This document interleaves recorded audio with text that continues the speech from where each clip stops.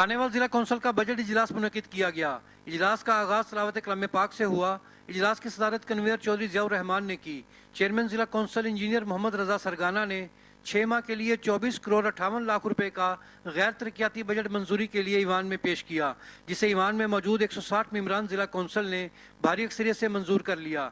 इस मौका पर मेम्बरान ने इस अज़म के अदा किया कि वो अवाम के वोटों से मुंतखब होकर इस ईवान में आए हैं और अवाम की बेहतरी के लिए बहुत जल्द तरक्याती कामों का आगाज़ कर दिया जाएगा।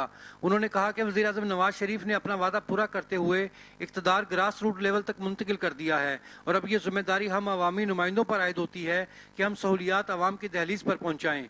इस मौका पर चेयरमैन जिला कौंसिल इंजीनियर मोहम्मद रजा सरगाना ने तमाम मेम्बरान को यकीन दिलाया कि इनकी तजावीज़ की रोशनी में हाउस को ऐसा अंदाज में चलाया जाएगा।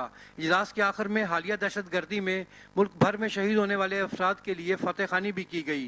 कैमरामैन टीम के साथ मलक बाबर हुसैन, पाक न्यूज़, खानेवाल।